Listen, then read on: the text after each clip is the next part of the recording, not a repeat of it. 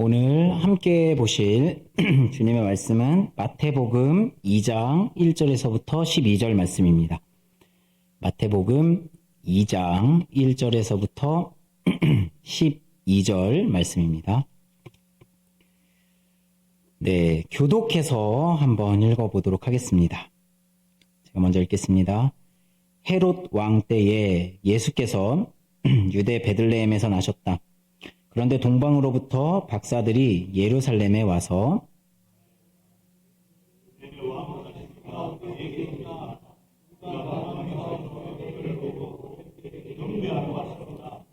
헤롯 왕은 이 말을 듣고 황당하였고 온 예루살렘 사람들도 그와 함께 당황하였다.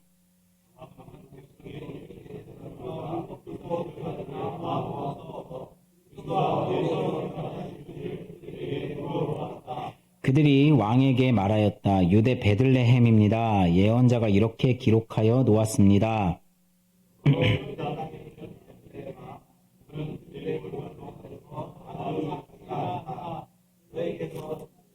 나올 것이니 그가 백성 이스라엘을 다스릴 것이다. 그때 헤롯은 그 박사들을 가만히 불러서 별이 나타난 때를 캐어 묻고 으로 보내며 말하였다. 가서 이 아기를 샅샅이 찾아보시오. 찾거든 나에게 알려주시오. 나도 가서 그에게 경배할 생각이오.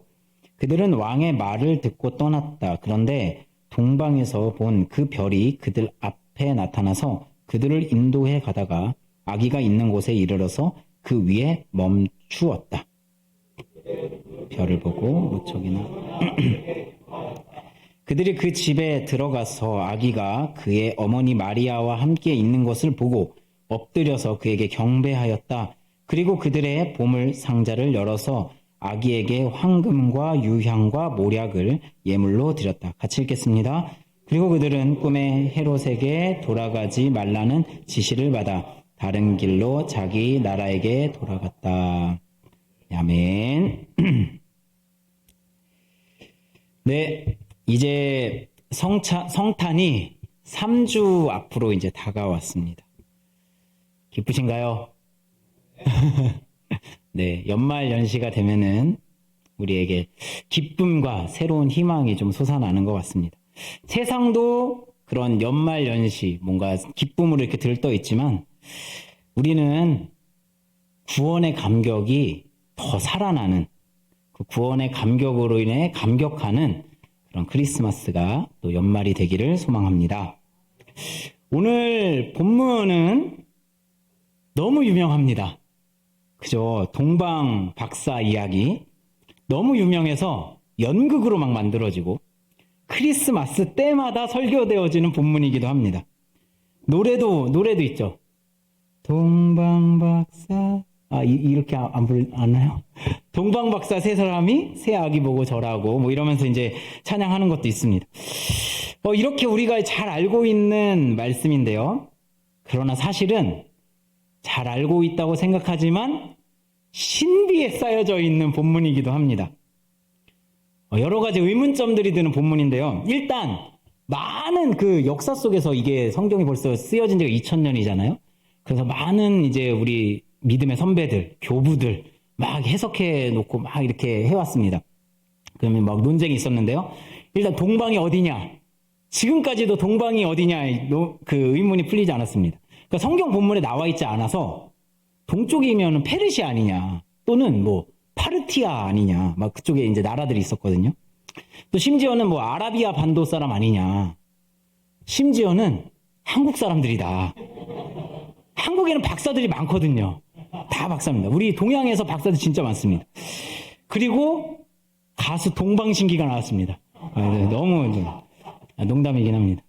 동방이 어디 있는지 이게 비밀로 좀 되어져 왔습니다. 다 이제 추측과 이제 그런 걸로 있습니다. 또 신비로운 것은 동방 박사들이 몇 사람이냐 이겁니다. 저희는 몇 사람으로 알고 있죠? 3사람입니다. 황금, 유향, 모략 이렇게 3개 드렸기 때문에 3사람. 근데요, 역사 속에서 보면은 이 사람이 막 4사람도 있고 5사람도 있고 심지어는 12사람으로 이렇게 기록되어져 있는 것도 있습니다. 그러니까 이게 그림으로도 막 그려져서 막 이제 막 그림으로도 있습니다. 심지어는 단체 관광 왔다. 예수님 단체로 관광하러 이렇게 보여지기도 하고요. 그러니까 이게 나중에는 전설하고 막 이야기들이 붙으면서 심지어는 이 세 사람의 이름까지도 막 지어지게 됩니다. 그리고 막 현자다 막 이런 막 전설까지 생기게 되는 겁니다. 전설입니다. 성경은 비밀로 하고 있습니다. 또 있습니다. 이들이 이제 성경에서는 동방 박사로 이렇게 되어져 있는데요. 사실은 이제 헬라어로 보면은 마귀가 아닙니다. 마귀가 아니라 그 매지션, 그 마술하는 사람 이렇게 되어 있고요. 또 점성술사라고도 누구는 표현하고, 이거 좀 이상하다, 현자라고도 하는 사람들도 있습니다. 그러니까 박사라는 직업 자체가 좀 신비롭게 이제 기록되어져 있습니다. 또 있습니다. 되게 많죠. 한 번도 궁금 안 해보셨죠? 이런 거. 이런 게 다 이제 논쟁거리로 다 남아져 있습니다. 또 있어요. 별 보고 찾아왔죠. 그럼 별이 뭐냐?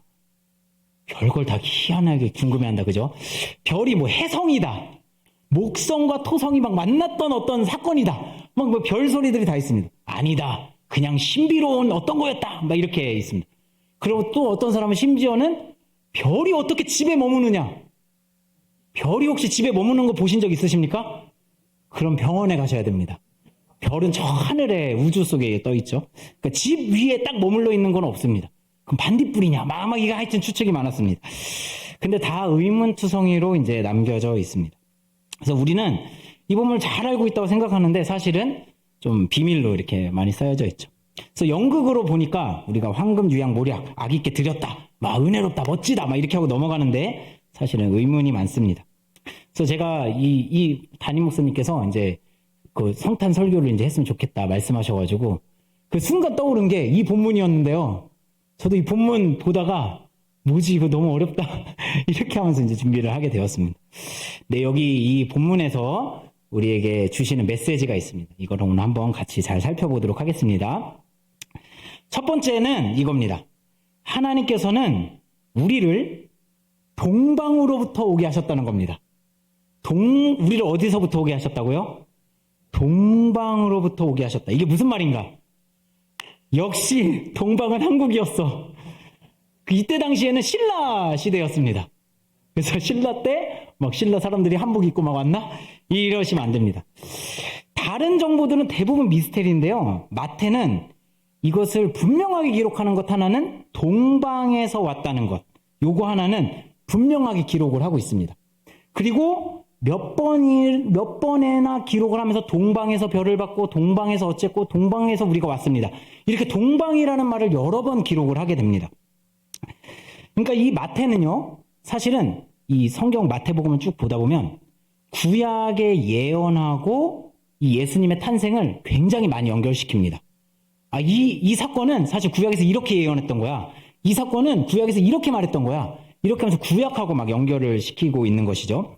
그리고 이 마태복음에서는 천국을 굉장히 강조합니다. 하나님의 나라가 이 땅에 왔다. 그래서 그 중심에는 예수님이 있습니다. 그 예수님을 통해서 하나님의 나라가 이 땅에 왔는데 그것은 구약에서 계속 예언되어져 왔던 것들의 성취이다. 이것을 이제 마태는 강조를 하고 싶으신 것입니다. 그래서 요거를 가지고서 한번 보겠습니다. 그래서 동방의 이야기를 쓰는데요.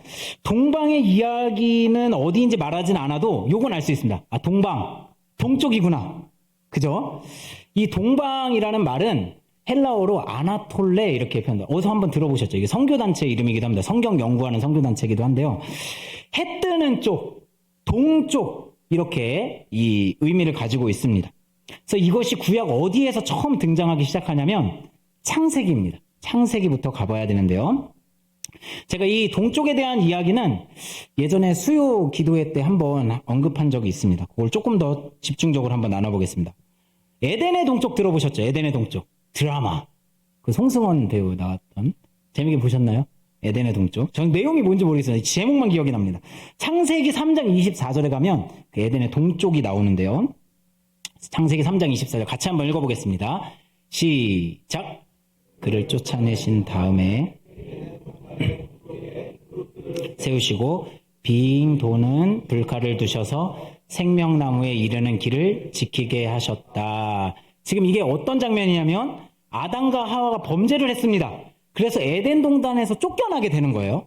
그래서 쫓겨나서 다시는 못 돌아오게 이제 막는 거예요. 하나님께서 생명나무를 함부로 취하시지 말라고. 그런데 여기 에덴의 동쪽에다가 그룹들을 세우시고 불칼까지도 두시면서 이제 막으시는 거예요. 자, 만약에 이게 그냥 둥그런 동산이고 막 아무렇게나 이렇게 들어올 수 있는 곳이라면 아무렇게나 뒀다. 둘레에 막 그룹들을 다 세웠다. 막 이렇게 표현할 건데 그걸 마치 동쪽에 입구가 있는 것처럼 동쪽에다가 그룹들과 불칼을 이렇게 세우시는 것을 보여주고 있습니다. 그러니까 입구가 동쪽에 있는 것을 보여주는 것이죠. 그래서 이 아담과 하와가 동쪽으로 쫓겨났습니다. 그런데 창세기 4장 16절로 또 한번 가보겠습니다. 같이 한번 읽어보겠습니다. 시작. 가인은 주님 앞을 떠나서 에덴의 동쪽 노 땅에서 살았다. 가인이 또 범죄를 합니다. 동생을 죽였죠. 그리고 나서 이제 하나님을 떠나가는데 여기서 이렇게 기록해요. 주님을 떠나서 동쪽으로 더 가서 유리 방황하는 삶을 동쪽에 가서 살게 되는 것을 성경이 이제 보여주고 있는 것입니다. 좀 이해가 되시나요? 그리고 노아 홍수가 이제 막 일어납니다. 막 이제 노아 홍수 일어나고 사람들이 흩어지는데 성경은 창세기 11장에서 바벨탑 사건에 주목합니다. 바벨탑 사건 창세기 11장 2절 같이 한번 보겠습니다. 같이 한번 읽어볼까요? 시작. 시날 땅 한 들판에 이르러서 거기에 자리를 잡았다. 사람들이 동쪽으로 또 이동을 합니다. 주님을 떠나서 동쪽으로 계속 가는 겁니다.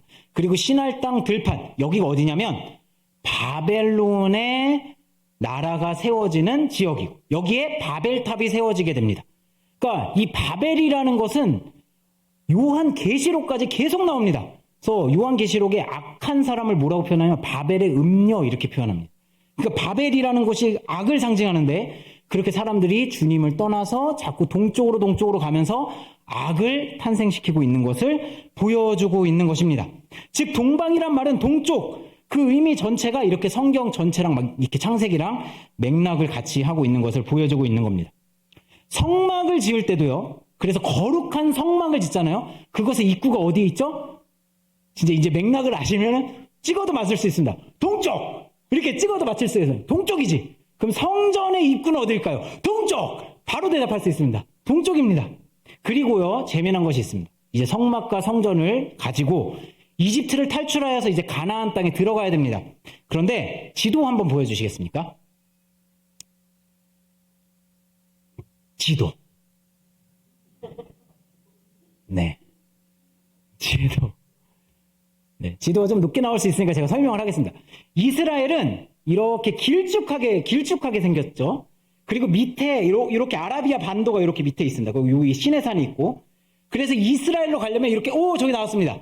저 밑에 있는 화살표 혹시 보이시나요? 왼쪽 쪽에 있는 화살표. 저기가 이제 이스라엘로 올라가는 입구입니다. 가데스 바네아라고 하는 지역인데요. 저쪽을 통하면은 족장들의 도로를 타고 바로 가나안으로 입성할 수가 있습니다. 그런데 이스라엘 백성들이 저기서 실패를 합니다. 그리고 광야에서 40년을 돌다가 이제 다시 이스라엘로 들어가는데 하나님께서 근데 희한하게 저기로 쏙 들어가게 하시면 되는데 돌려서 저 오른편으로 돌려서 여리고성 쪽으로 요단강을 건너서 입성하게 합니다. 재밌지 않습니까? 요단의 동편을 타고 들어가게 하시는 것을 말합니다. 굳이 하나님께서 이렇게 말하는 것이죠. 이런 식으로 동쪽은 뭔가 구원을 통해서 하나님의 안식으로 들어가는 문처럼 성경이 그렇게 우리에게 기록하고 있는 것을 보여준다는 것을 알 수가 있습니다. 마지막으로 누가복음에 보면은 누가복음 15장에 보면은 저희들이 다 아는 비유가 하나 나옵니다. 혹시 아십니까? 누가복음 15장 돌아온 탕자, 돌탕의 비유가 나옵니다. 돌아온 탕자가 이 비유가 나오는데요. 여기서는 동쪽이란 말, 동방이란 말은 쓰이지 않습니다. 그런데요, 이 집 나갔던 둘째 아들이 무슨 열매를 뜯어먹죠? 네, 누가 먹는 지엽 열매? 돼지. 돼지를 키우는 지역에 가서 돼지가 뜯어먹는 지엽 열매를 뜯어먹다가 돌아오게 됩니다. 돼지는 누가복음에서 어디에서 키우냐면 요단강 동편에 있는 이방 땅에서 이제 키우게 되는 거죠. 거기 가가지고 지금 돼지 쥐업 열매 뜯어먹다가 이제 돌아오는 그림을 누가복음에서 이제 보여주고 있는 것입니다. 끼워 맞추기가 아닙니다. 성경이 이렇게 기록을 하고 있습니다. 그런데 그렇게 돌아오는 아들을 아버지는 계속 기다리고 있습니다. 그래서 성경에 기록되기를 먼 데서 오는 아들을 계속 보고 있다가 그걸 보고서 아버지가 먼저 달려가는 그림을 보여줍니다. 그러니까 아버지는 항상 아들이 언제 오나 하면서 동쪽을 보고 있는 거죠. 돌아와라, 돌아와라 이러면서 말입니다. 그런데 오늘 성경 본문에서 이 동방에서 사람들이 찾아오는 것입니다. 페르시안지, 파르티안지, 아라비안지 어딘지 잘 모릅니다. 그러나 동방에서 찾아옵니다. 즉 집 나갔던 사람들, 하나님을 떠나서 유리 방황하면서 살 수밖에 없었던 가인의 후손들, 이방 민족들, 이스라엘 백성들은, 유대 백성들은 이방 민족을 저주했어요. 저런 쓰레기들, 저런 지옥의 땔감 같은 것들. 그런데 그런 사람들이 동방에서 돌아오고 있는 것입니다. 하나님의 아들 예수 그리스도의 구원에 동참하기 위해서 동쪽에서부터 들어오고 있는 것입니다. 아멘. 우리도 사실 그런 존재였죠. 진짜 동쪽 끝이, 아시아의 동쪽 끝이 우리나라입니다. 지형적으로 한번 보시죠. 진짜 동쪽 끝입니다. 그런 우리 같은 존재. 하나님 나라의 외인, 하나님을 떠나서 내 마음대로 동쪽으로 자꾸 멀어져 가듯이 그렇게 하나님으로부터 멀어져서 정말 비참하게 살 수밖에 없던 존재. 유리 방황할 수밖에 없었던 존재. 그냥 연약함 속에서 살 수밖에 없던 존재. 죄인으로 태어나 죄밖에 지으며 그냥 지옥 불구덩이에 처박혀서 죽을 수밖에 없는 그런 존재. 그런 존재가 하나님의 품으로 돌아와 안식을 누리게 되는 것을 보여주고 있는 것입니다. 이런 동방의 우리가 하나님의 안식, 예수 그리스도의 안식에 참여하게 되는 줄로 믿습니다. 아멘. 우리를 동방으로부터 불러주신 은혜에 감사하는 그 감사가 넘치기를 소망합니다. 두 번째입니다. 두 번째는 하나님께서는 에서로부터 우리를 보호해 주신다는 것입니다. 에서로부터 우리를 보호해 주신다. 하나님이 우리를 동방에서 불러내시고 또 우리를 에서로부터 보호해 주신다. 이게 무슨 말일까요? 오늘 본문에 에서가 나옵니다. 혹시 누군지 아시나요? 야곱의 형인데 오늘 본문에서 나옵니다. 근데 본문에 에서라는 말은 기록이 되어 있지는 않아요. 맞습니다. 헤롯입니다. 헤롯. 성경에는 헤롯이라는 이름이 되게 많이 나옵니다. 그런데 오늘 나오는 헤롯은, 예수님이 어렸을 때 나오는 헤롯은 이 헤롯들의 아버지 대헤롯입니다. 그러니까 헤롯 짱이죠. 대헤롯인데요. 이 예수님이 태어난 사건 이후에 1년 정도에서 2년 정도 뒤에 이 대헤롯은 죽음을 맞이합니다. 이 사람 덕분에 우리가 예수님이 언제 태어났는지를 알 수가 있어요. 이 대헤롯이 BC 4년, 그러니까 BC 4년, Before Christ 4년에 이제 죽게 됩니다. 그러니까 예수님은 사실 0년에 태어나신 게 아니라 BC 한 5년에서 6년 정도에 이제 태어나셨던 것으로 이제 보입니다. 근데 지금 왜 이렇게 우리가 BC 0년 이렇게 기록하고 있냐면 그 중세 시대에 디오니시우스 엑시구스라는 주교가 시간을 잘못 계산했대요. 그래가지고 지금 우리가 이 달력을 이제 쓰고 있는 것입니다. 그런데 이제 분명하게 나타나는 것은 예수님이 이제 그때 태어났다라는 것을 이제 대헤롯을 통해서 알 수가 있습니다. 여하튼 이 본문에 나오는 대헤롯은 처세술에 능한 사람이었습니다. 이 출신이 어디냐면 에돔 지방이라고 기록을 하고 있어요. 에돔은 이스라엘의 동쪽에 있는 이방 나라입니다. 그리고 누가 조상이죠? 에돔의 조상은 에서입니다. 에서, 야곱의 형이었던 사람입니다. 그러니까 이 사람은 에돔 사람, 이방 사람임에도 불구하고 로마한테 이 싹싹싹싹 아부를 너무 잘해가지고 이제 이스라엘까지도 통치했던 처세술의 대마왕, 그게 대헤롯이었습니다. 그러니까 이스라엘 전체의 왕까지 한 것이죠. 그리고 이 사람은요 건축 왕이었습니다. 그러니까 이 예수님 세대에 세워졌던 성전이 있는데 이것은 솔로몬 성전보다 더 크고 위대했던 성전입니다. 솔로몬 성전은 몇 년 동안 지어졌는지 혹시 아시나요? 7년. 행운의 숫자 7. 7년 정도에 지어졌는데 이 대헤롯 성전은 46년 동안 지어졌습니다. 얼마나 정성을 들이고 고급스럽게 지었는지를 알 수가 있습니다. 솔로몬 때보다 더 인지하죠. 그리고 이 사람은 그 사막 한복판에다가 마세다 요새라는 것을 지어서 별궁이에요. 거기에 이제 목욕탕까지, 사막인데 목욕탕까지 있습니다. 그러면서 이렇게 건축을 할 정도로 아주 이제 처세술과 능력이 있었던 사람입니다. 근데 이 사람은 어디 사람이었다고요? 에돔 사람이었습니다. 에서. 그렇다면 예수님은 누구의 자손이죠? 맞습니다. 야곱입니다. 아브라함도 맞는데요. 아브라함의 자손에는 이스라엘 백성도 있지만 이스마엘 계보도 있습니다. 다른 족속도 있는 거죠. 그래서 아브라함, 이삭, 그 다음에 야곱과 에서로 또 갈라집니다. 그래서 에서는 에돔으로, 그 야곱은 정말 예수님의 이 계보로 이어지게 되는 것이죠. 그래서 성경은 이 기분 나쁠 때, 이스라엘 말 안 들을 때 야곱아 막 이렇게 이제 부르는 장면들이 있습니다. 그래서 야곱이죠. 그런데 이 에서와 야곱 사이에 무슨 사건이 있었죠? 유명한 사건. 맞습니다. 팥죽으로 장자권을 뺏어가는 사건이 있었습니다. 에서의 장자권을 야곱이 빼앗아가는 것이죠. 지금 그와 비슷한 그림을 이 동방박사의 이야기에서 보여주고 있는 것이죠. 헤롯이 분명히 왕이고 지금 다스리고 있습니다. 모든 이스라엘을 장악했습니다. 그런데 거기에 누가 태어나는 것이죠? 예수 그리스도가 왕으로 태어나는 것입니다. 예수님이 왕권을 가져가시는 것입니다. 그러니까 이 대헤롯은 마치 에서처럼 분노하는 것을 보여줍니다. 그래서 이 분노의 끝이 아주 폭력적으로 드러나게 되죠. 누구를 죽이죠? 그 아이들, 예수님 또래의 2살 박이 아기들까지 다 죽이는 잔혹한 행보를 보이게 됩니다. 이렇게 잔혹함이 난무하는 이 상황 속에서 하나님께서는 꿈에 예수님의 아빠 요셉에게 이제 나타나서 이제 피하라고, 이집트로 피하라고 그렇게 말씀을 해주십니다. 그래서 예수님은 이집트로 피했다가 나사렛으로 이제 가서 살게 되는 것을 보여준 거예요. 이 대헤롯의 것을 피하는 거죠. 마치 야곱이 에서를 피해서 도망갔다 돌아온 것처럼 말입니다. 그렇게 해서 이 잔혹한 시대에도 하나님께서는 마치 하나님의 백성 야곱을 보호하시듯이 예수님을 보호하고 계시다라는 것을 보여줍니다. 동방박사들도 그러합니다. 이렇게 예수님을 경배하고 예수님을 믿기 위해서 찾아온 하나님의 백성들, 그들에게 꿈에서 하나님께서 나타나셔가지고 대헤롯에게 돌아가지 마라. 하나님께서 이 동방박사들을 보호하고 계시는 것을 보여주고 있습니다.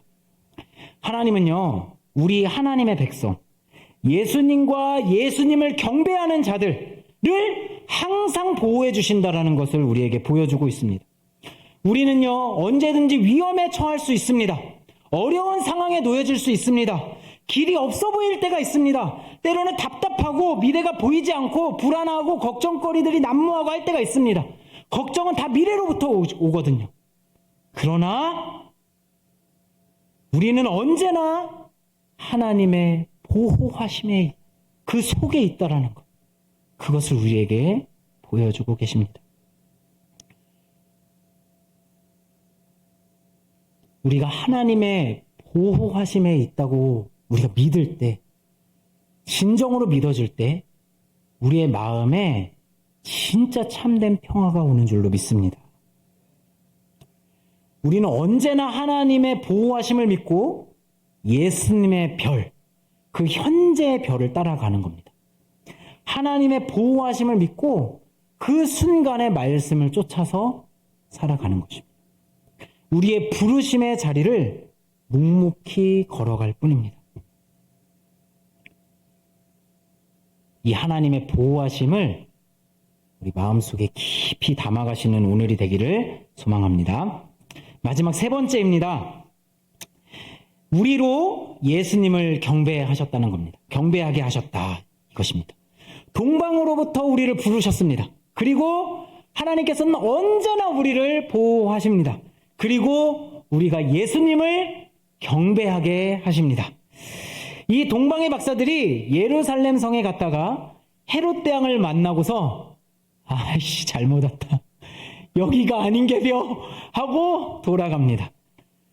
다시 별을 쫓아서 예수님에게 찾아가게 됩니다. 그리고 거기서 예수님을 경배하게 되죠. 여기서 준비한 예물이 있습니다. 무엇이죠? 황금과 유향과 모략, 이 세 가지입니다. 마태복음 2장 11절에 이렇게 기록되어져 있습니다. 그들은 그 집에 가서 아기가 그의 어머니 마리아와 함께 있는 것을 보고 엎드려 그에게 경배하였다.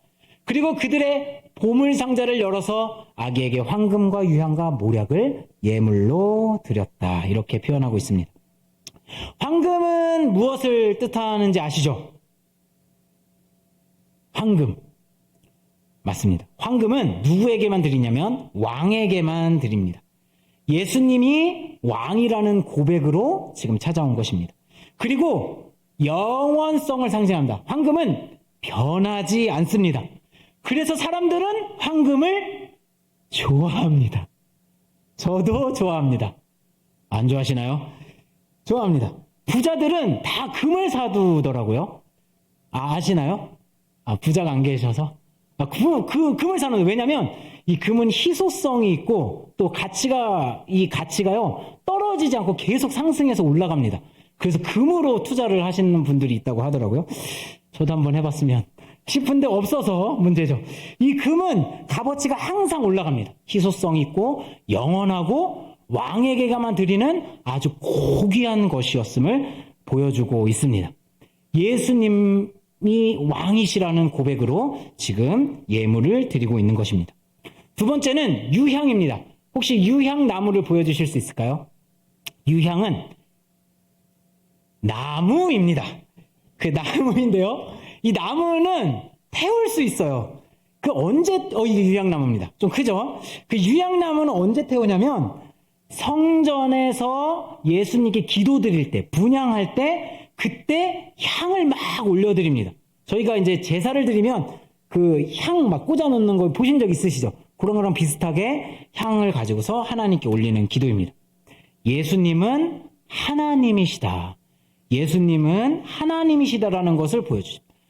인간적인 왕이시지만 동시에 하나님이자 하나님의 아들이시라는 것을 고백하고 있는 것입니다.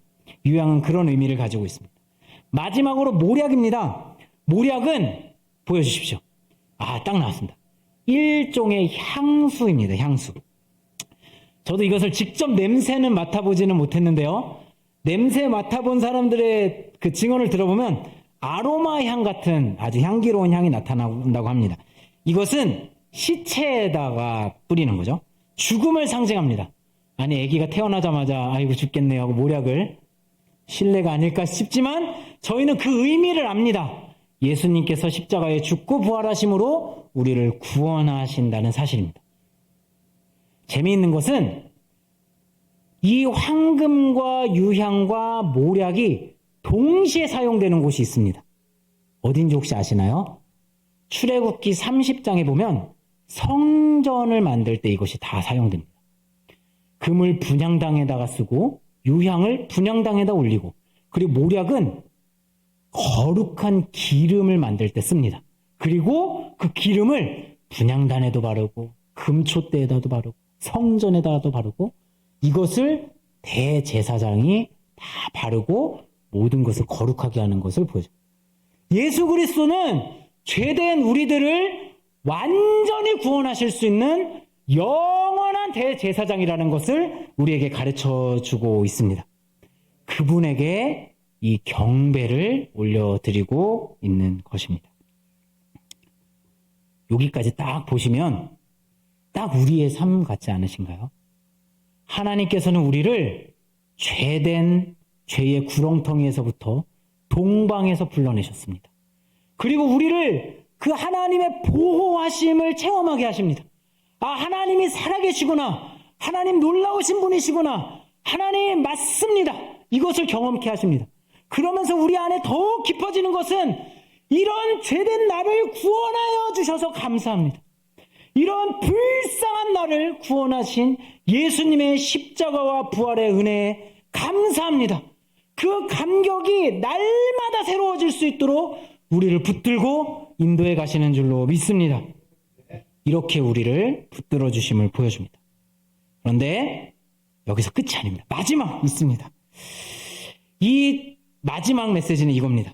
우리 각자의 자리로 돌아가서 이 예배자의 삶을 살아가게 하신다는 것입니다. 우리 각자에 돌아가서 이 예배자의 마음을 가지고 살아가게 하신다는 겁니다. 동방 박사들이 예수님을 경배합니다. 그리고 그 자리에 머물러서 예수님과 함께 있으면 얼마나 좋습니까?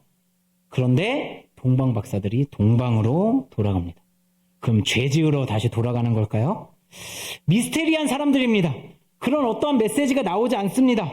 그리고 나서 이 동방 박사의 이야기들은 성경에 한 번도 등장하지 않습니다. 딱 마태복음 여기에만 딱 등장을 합니다. 그런데 이 마태복음의 마지막이 이렇게 마무리가 됩니다.